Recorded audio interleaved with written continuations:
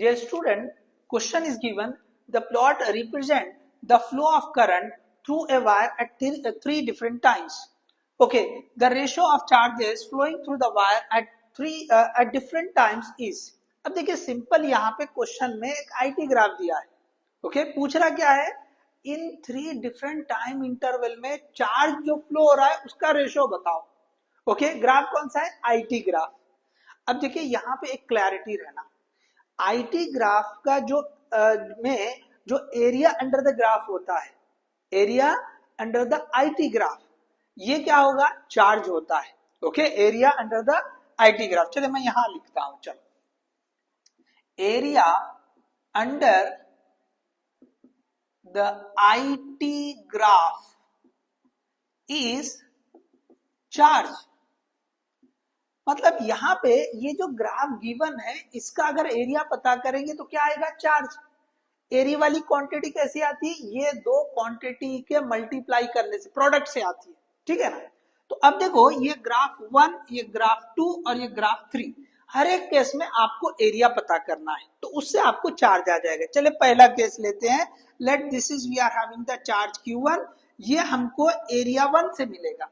अब एरिया 1 में देखो ये विड्थ कितनी है और लेंथ कितनी है, तो 1 विड्थ है. ठीक है, सो 1:2 मतलब ये आ गया आपके पास 2 कूलम. आपके पास क्या आ गया, 2 कूलम. अब इसी तरह अगर हमने दूसरे की बात की, Q2 की बात की, चलो देखें सेकंड वाले केस में, तो Q2 is equal to area 2. So Q2 is equal to, ये भी जो है यहाँ पे रेक्टेंगल आ रहा है लेकिन ऐसी जो लेंथ है वो 2 है और हाइट कितनी है, 1 है. 2 into 1 so that will give 2 coulomb. ये कितना आ गया, 2 कूलम. तो ये आपके पास Q2 आ गया. इसी तरह तीसरा केस भी देख लो, Q3, so that is equal to area under the graph 3. तो ये थर्ड वाले का, तो ये तो ट्राइंगल है, ट्राइंगल का एरिया क्या होगा, हाफ बेस इनटू विड्थ. तो यहाँ पे हम लिखेंगे ये हाफ, बेस कितना है 2, हाइट कितनी है 2, so again this is 2 coulomb. Okay, तो यहाँ पे हम लिख सकते हैं कि भाई Q1 is to Q2 is to Q3. यही तो पूछा आपको, रेशो बताओ. तो हम लिखेंगे ये 2:2 is to 2. Okay, 2:2 is to 2. अब इसको डिवाइड कर दो 2 से, तो सिंपली ये आंसर जो हो जाएगा 1:1:1. 2 से डिवाइड करने पे आंसर ये आ जाएगा.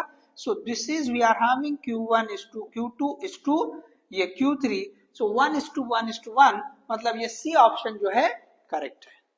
ठीक है, चलिए आप कॉपी कर लें. ओके, चलो रब कर देते हैं. चलिए, सो ये रब कर दिया हमने.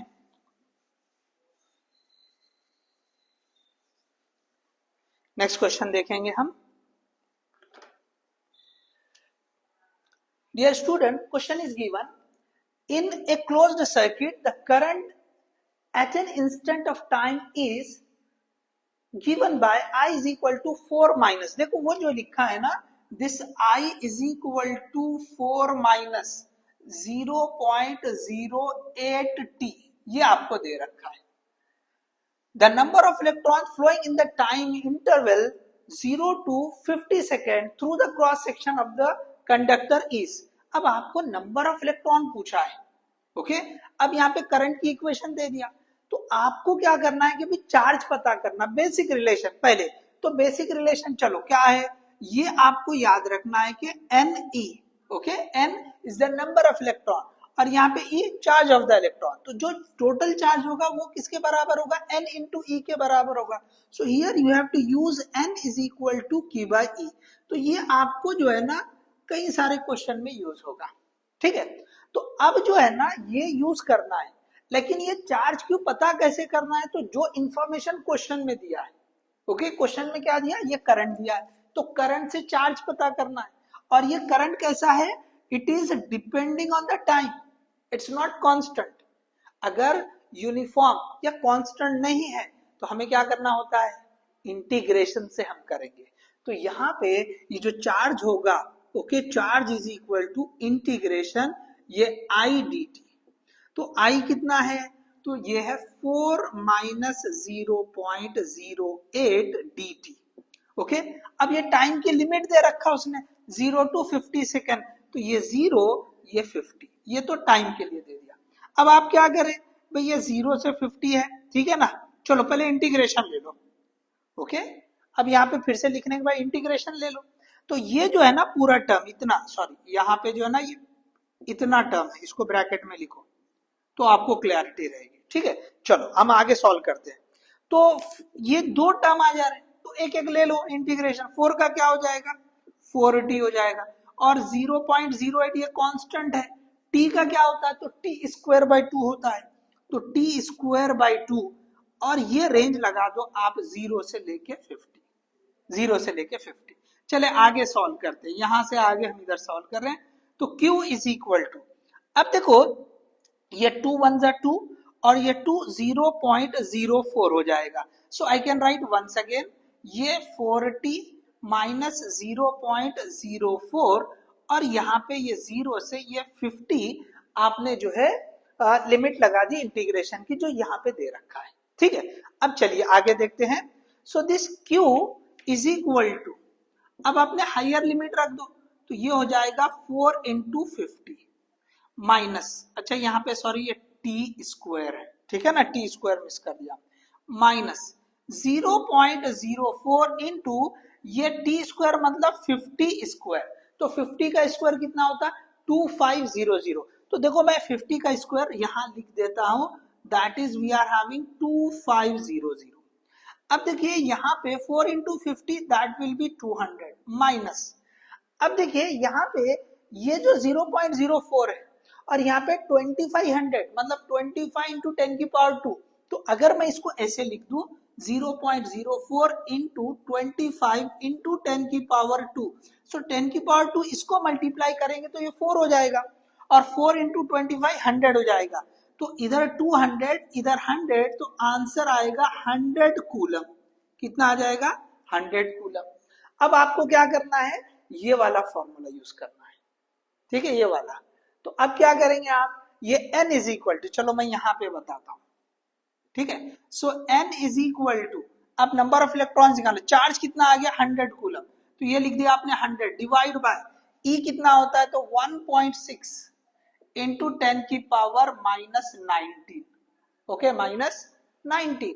अब आपको क्या करना है, this n is equal to ये 10 की पावर माइनस 19 आप ऊपर लेके चले जाए, ओके ऊपर लेके जाएंगे तो प्लस 19 होगा, प्लस 19 और 100 कितना हो जाएगा, सॉरी प्लस 19 और 100 मतलब 10 की पावर 2, तो 10 की पावर 2 और ये प्लस 19, तो ऊपर हो जाएगा, ओके ये 1.6 इंटू 10 की पावर 21 हो जाएगा। अब 1 डिवाइड बाय 1.6 आप इसको वर्कआउट करो, तो 1 डिवाइड बाय 1.6, देखिए ये 1.6, ओके ये चार्ज की वैल्यू में आ रहा है 1.6 इंटू 10 की पावर माइनस 19। तो आप थोड़ा सा यहाँ पे देखो, आप यहाँ पे मैं अलग से बताता हूँ, चलिए इसको मैं रेड कलर से अलग से बताता हूँ, आप इसको ध्यान दो, ओके ये यहाँ पे बता देखो 1.6 हमको यूज हो रहा है, तो ये एक्चुअली 8/5 होता, कितना होता 8/5, ठीक है। अगर ये यहाँ पे हम इसको 8/5 लिख देते हैं, ओके तो ये क्या हो जाएगा 1 डिवाइड, ये हो गया 1.6, तो यहाँ अगर हमने इसको लिखा इससे, ये जो 1 डिवाइड बाय 1.6 कितना हो जाएगा, फिर ये 5/8 हो जाएगा, कितना हो जाएगा 5/8। तो मैं यहाँ पर ये जो है ना n इज इक्वल टू ये 5 डिवाइड बाई 8 इंटू 10 की पावर 21 लिख देता हूं। अब 5/8 आप वर्कआउट करो तो आपको कितना मिलेगा, लेस देन ओके 1 है 5/8, तो 0 पॉइंट, अब ये आपको हिंट दे रहा है, देखो मतलब आधे से ज्यादा मिलेगा, 4/8 मतलब 0.5, लेकिन ये 5/8 तो 0.5 से बढ़ के, तो ये टर्म आपको इंडिकेट कर रहा 0.625, तो ये आंसर होगा आपका 0.625 इंटू 10 की पावर 21। तो आपको क्या करना है भाई, ये 0 पॉइंट है, एक फ्रैक्शन आगे बढ़ा दो, उधर 21 है, so you will get, okay you will get this n is equal to 6.25, और यहाँ पे एक पावर कम कर दिए फ्रैक्शन की वजह से 20, इतने काउंट रहेंगे, तो यहाँ पे जो आंसर रहेगा okay that will be this one. So आपको मिलेगा आंसर 6.25 इंटू 10 की पावर 20। चलिए आप इसको कॉपी करें।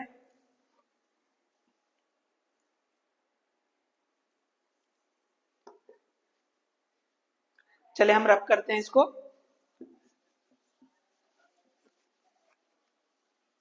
सो कैलकुलेशन आप देख लें।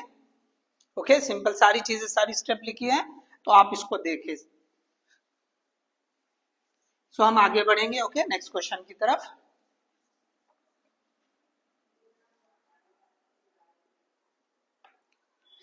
डियर स्टूडेंट नेक्स्ट क्वेश्चन है there is a current of 4.8 ampere in a conductor. The number of electrons per second that crosses any cross section normal to the direction of the flow is. देखिए ये जैसे conductor है तो conductor है ये ऐसे suppose ये conductor तो उसका ये जो है ना क्रॉस सेक्शन, चलो मैं थोड़ा सा बड़ा बना के बताता हूँ। ये कंडक्टर है सपोज तो ये उसका क्रॉस सेक्शन है तो इसमें से इलेक्ट्रॉन ऐसे जा रही है क्रॉस सेक्शन के नॉर्मल जाएंगे, ठीक है ना। तो यही पूछा उसने। ओके तो एनीवे ये उतना इंपॉर्टेंट भी नहीं है। अगर आप नहीं भी समझे तो आपको क्या समझ में आ रहा, इंफॉर्मेशन देखो। ओके अगर हमें कुछ नहीं समझ रहा तो पहले ये समझो कि उसमें इंफॉर्मेशन क्या है। तो इंफॉर्मेशन दिया है कि भाई करंट जो है ना वो 4.8 एम्पियर है तो हमने यहाँ लिखा I is equal to 4.8 ampere, ये इंफॉर्मेशन है। अब इसमें क्या पूछा है फिर से, ओके नंबर ऑफ इलेक्ट्रॉन, देखो क्वेश्चन में नंबर ऑफ इलेक्ट्रॉन ही पूछा है फिर से। तो अब आपको यहां क्या करना है, in a conductor okay number of electron per second, मतलब यहाँ पे टाइम जो दिया है ना वो 1 सेकेंड दे दिया। अब फिर से वही है कि भाई आपको नंबर ऑफ इलेक्ट्रॉन है तो मैंने आपको जैसे ये जनरली हम फॉर्मूला बोलते हैं चार्ज का होता है n इंटू ई, तो यहां से n क्या हो जाएगा that will be Q by e. तो ये फॉर्मूला जो है ना बहुत यूजफुल है। लेकिन ये चार्ज कैसे आएगा, तो ये चार्ज हमेशा इंफॉर्मेशन जो क्वेश्चन में दी रहेगी उससे आएगा तो वहां से हम लेंगे चार्ज। चलो यहाँ पे वर्कआउट करते हैं। तो charge is equal to basic formula होता है I into t, current into time. तो करंट भी गिवन है ओके कितना है करंट 4.8, टाइम कितना है 1 सेकेंड, तो सिंपली 4.8 कूलम। देखिए बहुत सिंपल सा क्वेश्चन है, डिजाइन करके दिया है, वैल्यू बहुत आसान है। तो आपको चार्ज की वैल्यू आ गई। अब आ जाए ये वाले फॉर्मूले पे इसको, तो यहां पे यूज कर ले n is equal to charge कितना है 4.8, ई की वैल्यू 1.6 इंटू 10 की पावर माइनस 19। चले तो क्या करेंगे हम, ये लिख देंगे ओके ये फ्रैक्शन हटा दो तो ये हो जाएगा 48/16 इंटू ये 10 की पावर ऊपर चले जाएगा प्लस 19 हो जाएगा, ठीक है। अब देखो 16 1 16 16 3 so you will get n is equal to 3 into 10 की पावर 19। तो इतने इलेक्ट्रॉन्स, तो देखो इसमें कौन सा ऑप्शन हो रहा है, तो सी ऑप्शन हो रहा है। This is the correct option. Simple सा है, हमको क्या करना है, चार्ज जो क्वेश्चन में इंफॉर्मेशन है उससे पता करना है, ये पता किया हमने इससे। और नंबर ऑफ इलेक्ट्रॉन के लिए हमेशा फॉर्मूला क्या चलेगा Q बाई ई, तो Q पता कर लिया, E तो आपको मालूम ही रहता है, ठीक है। चले आप पॉज करके कॉपी कर लें। ओके चलो हम रब करते हैं।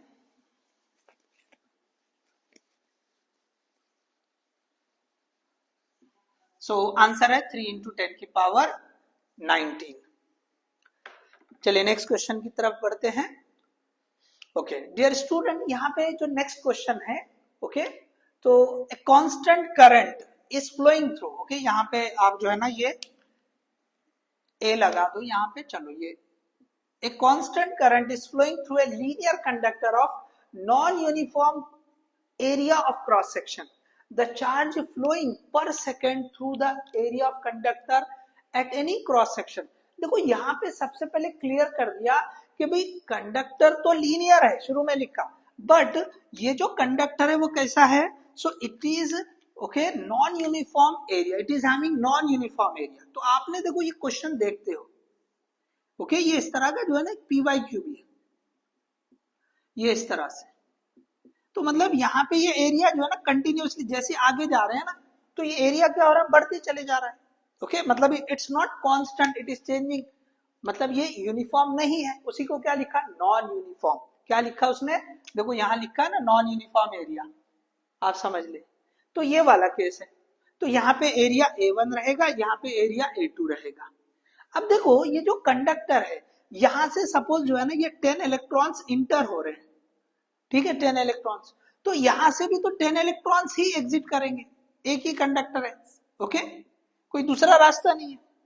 तो क्या होगा कि भाई नंबर ऑफ इलेक्ट्रॉन से ही तो करंट आएगा, so there will be no change in current, मतलब करंट ये एरिया पे डिपेंड ही नहीं कर रहा है, दैट इज द कंसेप्ट। अब यहाँ पे एरिया बदल रहा, आप अगर पढ़ेंगे proportional to the area of cross section, तो करंट एरिया पे डिपेंड ही नहीं कर रहा, तो पहला ऑप्शन रॉन्ग हो रहा है। इनवर्सली प्रोपोर्शनल डिपेंड ही नहीं कर रहा, तो ना ए आएगा ना बी आएगा, ना डायरेक्टली ना इनवर्सली। अब उसके बाद ये independent of the area of cross section, तो ये बिल्कुल सही है कि भाई एरिया पे डिपेंड ही नहीं करता है। या यहाँ पे बताया dependent on the length of the conductor, तो करंट देखो या भी कितना भी लेंथ रहने दे, ठीक है ना भाई, वो जो भी रहेगा करंट तो उतना ही रहेगा, 10 इलेक्ट्रॉन सेंटर हो तो 10 इलेक्ट्रॉन से लीव करेंगे, तो यहाँ पे जो करेक्ट ऑप्शन रहेगा, okay, so that will B okay this one, independent of area of cross section, तो ये जो है करेक्ट ऑप्शन है, ओके, तो करंट जो है वो सेम रहेगा। क्लियर है सबको? चलो आगे बढ़ेंगे हम, ओके, नेक्स्ट क्वेश्चन की तरफ जाते हैं। क्लियर है सबको? चलिए, यस डियर स्टूडेंट, नेक्स्ट जो क्वेश्चन है, ओके, क्वेश्चन क्या दिया है, in a certain particle accelerator, okay, in a certain particle accelerator electrons emerge in pulses at the rate of 250 pulses per second. देखो एक पार्टिकल एक्सेलरेटर है, वो जो है एक पल्स में, ओके, कितने निकाल रहा है, ओके, सॉरी, जो electron emerges in pulses at the rate of 250 pulses per second, एक सेकेंड में 250 पल्सेस निकल रहे हैं, ओके, कितने, 250 पल्सेस, करंट के पल्सेस समझ लो, ठीक है ना, और each pulse is of duration of 200 nanosecond, तो ये जो पल्स निकल रहे हैं, ओके, ये ऐसे समझ ले आप कि भाई ये इस तरह से एक पल्स है, दिस इज द पल्स, ठीक है, ये ऐसे बता दिया हमने, ये करंट और ये जो है टाइम, ठीक है, this is we are having the current and this is the we are having time, तो ये जो टाइम ड्यूरेशन है ना, this is given as 200 nanosecond, okay. अब आगे क्या बोला है, and electrons in the pulse constitute a current of 250 milli ampere, तो इससे ये जो एक पल्स है इससे क्या करंट मिल रहा है, 250 मिली एम्पियर, तो आपके पास ये करंट आ गया है, और दूसरा जो है ना ये टाइम दे दिया है, ओके, 200 नैनोसेकंड, तो ये एक पल्स की बात कर रहे हैं, okay, so this is for one pulse, यहाँ पे क्लियर कर लें, ये किसके लिए बात हो रही है, this is for one pulse, एक पल्स की बात हो रही है। तो ये क्वेश्चन थोड़ा सा रियलिस्टिक लगता है, क्वेश्चन क्या होता है कि थोड़ा सा रियलिस्टिक लगता है, तो हमें लगता है कि भाई इसमें क्या क्या इंफॉर्मेशन है, तो हमें सबसे ज्यादा इंपॉर्टेंस ये समझ मतलब देना है कि क्वेश्चन में जो इंफॉर्मेशन है वो हमको निकालते रहना है, ओके, कि भाई यहाँ से समझ में आ गया ना, भाई करंट है एक पल्स का, जो एक पल्स में जितने इलेक्ट्रॉन्स आ रहे हैं उससे करंट कितना आ रहा है, 250 मिली एम्पियर, और एक पल्स का जो टाइम है वो कितना है, 200 नैनोसेकंड। अब देखिए क्वेश्चन क्या पूछता है, the number of electron delivered by the accelerator पर पल्स, तो ये इस एक पल्स से कितने इलेक्ट्रॉन जो है वो प्रोवाइड कर रहा है, एक्सेलरेटर कितने दे रहा है, तो यहाँ पे सिंपली फिर से वही केस है, Q is equal to N E वाला कंसेप्ट, मतलब N is equal to Q by E। अब वापस क्या है कि ये Q किससे पता रहेंगे, जो इंफॉर्मेशन क्वेश्चन में दिया है, तो वापस देखो क्वेश्चन में क्या है, Q is equal to simply current तो कांस्टेंट बता दिया, करंट कांस्टेंट, तो सिंपली फॉर्मूला क्या बनेगा, I इंटू टी बनेगा, पता करो Q is equal to I कितना है, 250 मिली एम्पियर। अब यहाँ पे एक ही तो पल्स की बात कर रहा है, हाँ अगर ऐसा बोलता कि भाई 250, तो एक के लिए पता करो, फिर 250 से मल्टीप्लाई करो, अगर क्वेश्चन 250 के लिए पूछ ले तो चले, पहले तो यहाँ एक पल्स की बात हो रही, तो हम ये एक पल्स के लिए चार्ज पता करेंगे I इंटू टी, तो ये कितना हो जाएगा 250 मिली एम्प्स, तो मिली एम्प्स के लिए क्या लिखेंगे हम, 10 की पावर -3 लिखेंगे, उसके बाद टी कितना है 200 नैनोसेकंड, तो 200 इंटू 10 की पावर -9, अब वर्कआउट करो, अब देखो ये 25, ओके, इसको हम क्या लिख सकते हैं, 25 इंटू 10 इंटू ये 10 की पावर -3 एज इट इज, इसको लिख सकते हैं 2 इंटू 10⁻² इंटू 10⁻⁻9। अब आप वर्कआउट करो, 25 इंटू 2 ये 50 हो जाएगा इंटू, अब सारों को वर्कआउट करो, ये 10⁻1 और ये 10⁻2 तो +3 और ये -3 कैंसिल हो जाएगा और आपको सिर्फ इधर का बचेगा 10⁻⁻9। ओके, 10⁻⁻9 इतना बच जाएगा। This will be the charge, ये Q, तो इतने कूलम हो जाएगा। अब आपको क्या पता करना है, ये N पता करना है, तो N is equal to Q/E, तो ये लिख दिया हमने 50 इंटू 10⁻⁻9, तो 50 डिवाइड बाय ये 1.6 इंटू 10⁻⁻19, तो ये ऊपर जाके +19, अब ये हो गया 50 डिवाइड बाय 1.6। ओके, अच्छा 1.6 को क्या लिखना बताया मैंने, 8/5, क्या लिखेंगे इसको, ये लिखेंगे 8 डिवाइड बाय 5 इंटू ये 10 की पावर ऊपर जाके +19 और ये -9 ऑलरेडी है, तो 10 की पावर ये 10 हो जाएगी। तो अब आप क्या करें, n इज इक्वल टू ये ऊपर चले गया, तो 5 इंटू 50 250 डिवाइड बाय ये 8 इंटू 10 की पावर 10, तो ये हो जाएगा 25/8 इंटू 10 की पावर 11, एक जीरो इधर बढ़ गया, ठीक है ना, तो 25/8 मतलब 8 3 24, तो 3 से थोड़ा बढ़ के, अब ऑप्शन देखो आप, ठीक है, ऑप्शन में देखो कौन सा है, 3 से थोड़ा बढ़ के ये ऑप्शन है 10 की power 11, so that is the correct one. Okay, चले मैं चेक करता हूं ये आपको जो है ना विजिबल है या नहीं, है चेक कर लेंगे। ओके, चले विजिबल है, नो इश्यू। ओके, सो 3.13 इंटू 10 की पावर 11 ये करेक्ट ऑप्शन है। देखो ये नजर आ जा रहा है, बस मैंने आंसर नहीं लिखा है, यहाँ पे मैंने टिक कर दिया है, ठीक है। So hope you understood this one. तो सिंपली देखो कंसेप्ट जो है कि भाई आपको नंबर ऑफ इलेक्ट्रॉन जब भी पूछेगा तो हम n is equal to Q/E ये फॉर्मूला यूज करते हैं, तो इसमें चार्ज जो है जो इंफॉर्मेशन क्वेश्चन में दिया है उससे हम पता कर लेंगे, ठीक है। तो इस तरह से हम इजीली नंबर ऑफ इलेक्ट्रॉन्स को पता कर सकते हैं, ठीक है। तो आपने कॉपी कर लिया है, चले हम जो है ना रब कर देंगे। चले तो आगे बढ़ेंगे हम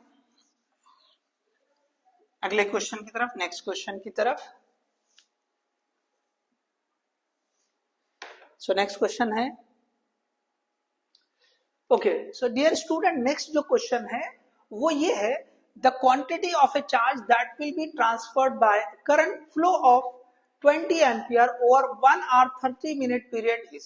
देखो सिंपल सा क्वेश्चन है, चार्ज पूछा है फिर से, ओके यहाँ पर, और क्या दिया है, करंट दे दिया आपको 20 एम्पियर और टाइम कितना दिया 1 आवर 30 मिनट्स। तो ये क्वेश्चन एक्चुअली सिंपली आपको जो है ना जो 1 आवर 30 मिनट्स है इसको सेकंड में ठीक से लिखना है बस, बाकी तो सिंपल दोनों का प्रोडक्ट लेना है। तो हमें पता है कि भी चार्ज का जो फॉर्मूला होता है I इंटू टी होता है, तो I कितना दे दिया है 20 एम्पियर, T कितना दे दिया है, so 1 hour 30 minutes, 1 hour 30 minutes, okay 1.5 hour, मतलब ये 30 मिनट्स मतलब आधा घंटा हो जाता है। तो अगर मैं इसको ऐसे लिखूं 1.5 आवर, अब देखो 1.5 एक घंटे में 60 मिनट और एक मिनट में 60 सेकेंड, तो अब मुझे बताओ 60 इंटू 60, ये जो है ना नंबर ऑफ सेकेंड हो जाएंगे एक घंटे में, you know very well, directly आप लिख सकते हो 3600 सेकेंड, एक घंटे में कितने 3600 सेकेंड, तो यहाँ पे लिखेंगे अब 1.5 इंटू 3600। अब देखो ये 3600 को हम 1.5 से मल्टीप्लाई कर रहे हैं तो कितना हो जाएगा, तो दिस विल बिकम 5400। तो ये जो है आपके पास टाइम आ गया बस, तो टाइम पता कर लिया आपने, ये जो वैल्यू उन्हें दूसरे यूनिट में दिया था, प्रैक्टिकल यूनिट में दे रखा था। अब आप क्या करेंगे, चार्ज का formula Q is equal to ये 20 इंटू 5400, ओके इतने कूलम हो जाएगा। तो आप क्या करेंगे, ये जो है ना 2 इंटू 54 कर लो, तो ये क्या हो जाएगा 108 इंटू, यहाँ पे 10 की पावर 2 रहेगी, यहाँ 10 की पावर 1, हमने क्या लिखा, चलो ऐसा एक बार देख लो, इसको लिख सकते 2 इंटू 10 और इसको लिख सकते 54 इंटू 10 की पावर 2, तो ये हो जाएगा 108 इंटू 10 की पावर 3, ओके इतने कूलम आंसर आ जाएगा। लेकिन आंसर जो है ना दो बार, दो जो है डिजिट के बाद फ्रैक्शन देके दिया, तो यहाँ पे हम लिख सकते हैं Q इज इक्वल टू, देखो ये जो है ना एक फ्रैक्शन लगा दो इधर, तो ये हो जाएगा 10.8, तो इसको हम लिख सकते हैं 108 को 10.8 इंटू 10 की power 3, so you will get 10.8 into 10 की power 4 coulomb, so this is we are having the correct answer।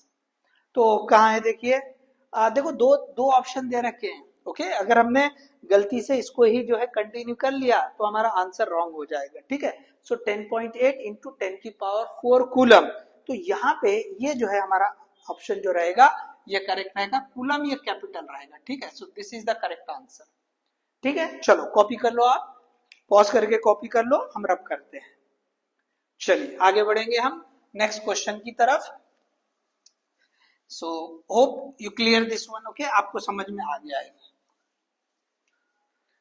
Clear है सभी को। चलो नेक्स्ट क्वेश्चन की तरफ बढ़ते हैं, अगला क्वेश्चन, ओके चलिए। सो डियर स्टूडेंट नेक्स्ट जो क्वेश्चन है, ओके वो इस तरह का है, the current flowing through a wire depends, okay on time as, okay time dependent equation दे दिया करंट की 3d square plus 2t plus 5, the charge flowing through the cross section of the wire in the time t is equal to 0 to t is equal to 2 second is, अब देखो यहां पर भी आपको charge पूछा है, current है लेकिन टाइम डिपेंडेंट दिया है, ओके टाइम डिपेंडेंट मतलब वैरी हो रहा है, तो अगर वैरी हो रहा है कांस्टेंट नहीं है तो क्या करना पड़ेगा हमको चार्ज के लिए, अब यहाँ पे इंटीग्रेशन वाला फॉर्मूला है। अभी हमने जैसे जो कई सारे क्वेश्चन ऐसे भी होते हैं कि आई इंटू टी, तो करंट अगर कांस्टेंट है तो, लेकिन अगर कांस्टेंट नहीं है यूनिफॉर्म नहीं है तो हमें क्या करना पड़ेगा, this Q is equal to integration I d t, तो पता करो ये Q is equal to integration I कितना है,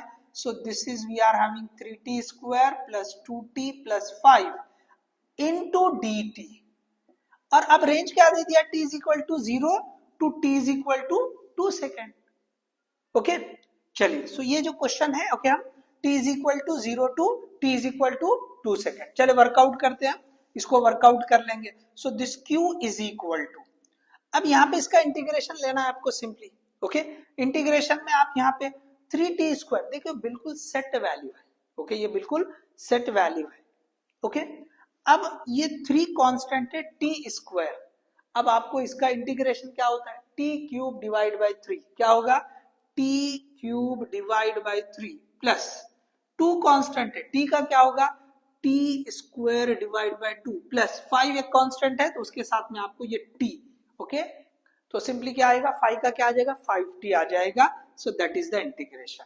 अब देखिए यहाँ पे ये रेंज लगा तो 0 से लेके 2, ठीक है। अब देखिए यहाँ पर ये जो हो जाएगा ये 3 ये 3 ये 2 ये 2 सिंपल, तो यहाँ पे आ जाएगा आपका ये t cube plus t square plus 5t, okay अब यहाँ पे देखिए, ओके सो 0 टू 2 ये आप रेंज लग दो, ठीक है। अब देखिए यहाँ पे ये जो है ना t का वैल्यू 2 लगा दिए तो 2 की power 3 plus 2 square plus 5 into T का वैल्यू 2, और ये माइनस क्या करेंगे हम, लोअर लिमिट 0 है तो सारा आंसर ही 0 होगा उसकी वजह से, तो हम यहाँ पे क्या लिख देंगे, ये 2 क्यूब मतलब 8, ये प्लस 4, ये प्लस 5 इंटू 2 10, सो इतने कूलम आ जाएगा, so that will give 22 coulomb, so 22 coulomb will be the correct answer, okay चलिए आप कॉपी कर लो।